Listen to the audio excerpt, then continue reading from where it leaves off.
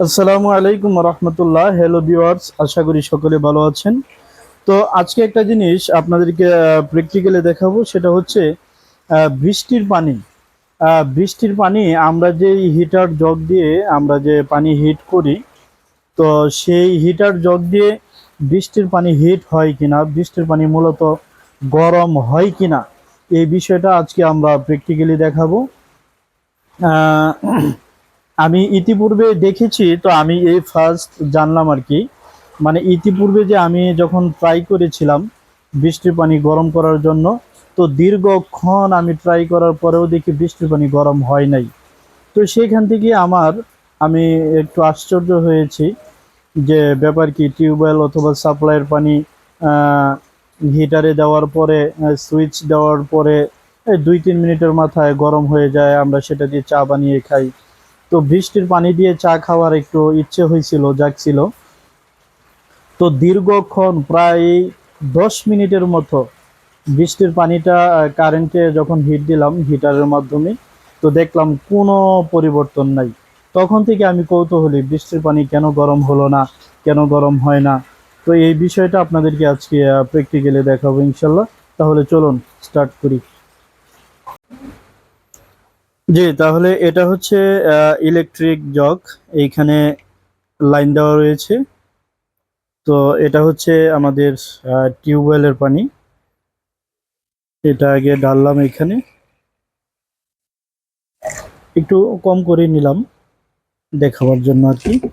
বাস, এখানে সুইচটা দিয়ে দিলাম। ওকে, লাইন আসছে। তো দেখতে থাকি।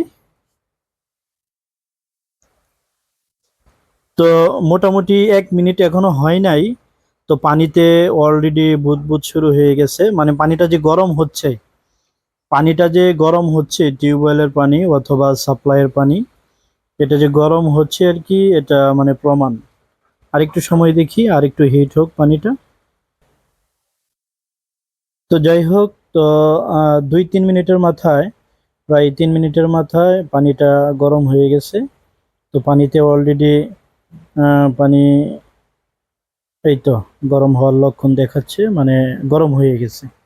আমি এখানে জগে হাত দিলে বলক শুরু হয়ে গেছে পানি। তো বৃষ্টির পানি ব্যতীত অন্য পানি, অর্থাৎ টিউবওয়েল অথবা সাপ্লাই, অন্য পানি আমরা ট্রাই করে দেখলাম। প্রায় 3 মিনিটের মাথায় পানিটা গরম হয়ে গেছে।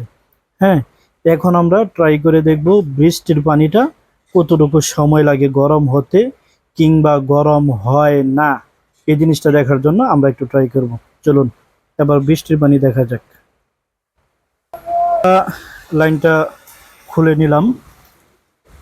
খুলে নেওয়ার পর এই পানিটা ফেলে দিলাম। বাস, এখন এটাতে আমরা বৃষ্টির পানি, গ্লাসটা নিলাম, এটা হচ্ছে বৃষ্টির পানি।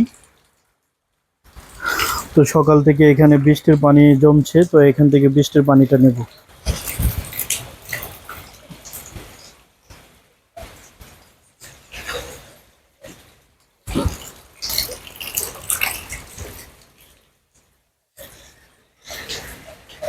ব্যাস,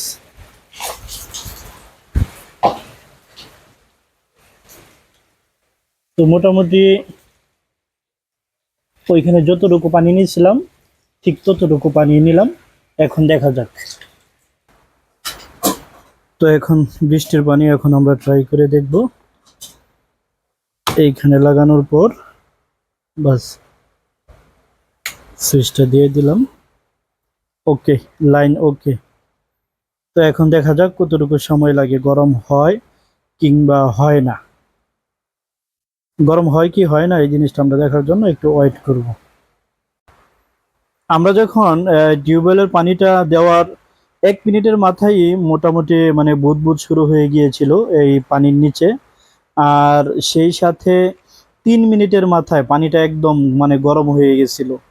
তো এখানে আমরা মোটামুটি 5 মিনিট, মানে 4.5 থেকে 5 মিনিট প্রায় হয়ে গেছে, অতিবাহিত হয়ে গেছে। এখনো তেমন কোনো পরিবর্তন আমরা দেখতে পাচ্ছি না। একটু পানিটা ট্রাই করে দেখি, সুইচটা অফ করি। এইখানে সুইচটা অফ করলাম, এখন একটু হাত দিয়ে দেখি, একদম ঠান্ডা।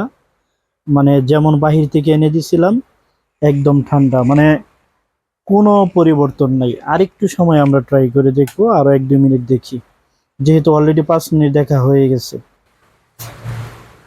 জি হ্যালো ভিউয়ার্স, আমরা আরো প্রায় 3 মিনিট সামথিং প্লাস আমরা আরো সময় দেখলাম, মানে সর্বমোট প্রায় 9 মিনিট, সর্বমোট প্রায় 9 মিনিট সময় দেখলাম বৃষ্টির পানি গরম হয় কিনা।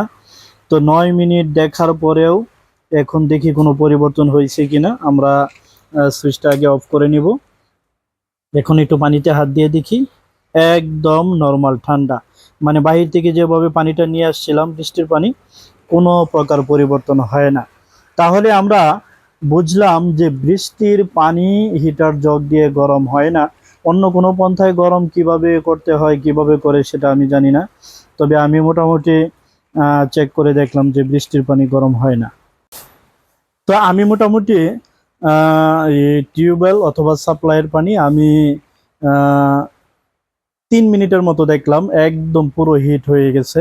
আর বৃষ্টির পানিটা আমি 9 মিনিট সামথিং প্লাস ট্রাই করে দেখলাম, তো বৃষ্টির পানি বিন্দু পরিমাণ গরম হয় নাই। তাহলে এতে করে বোঝা গেল যে বৃষ্টির পানি গরম হয় না বিদ্যুৎ দিয়ে, মানে বিদ্যুৎ দিয়ে হিটার জগ দিয়ে বৃষ্টির পানি গরম হয় না। আমি যেই কৌশলে দেখেছি সেই কৌশলে হয় না। অন্য কোনো কৌশল অথবা পন্থা যদি থাকে সেটা আমি হয়তো জানি না।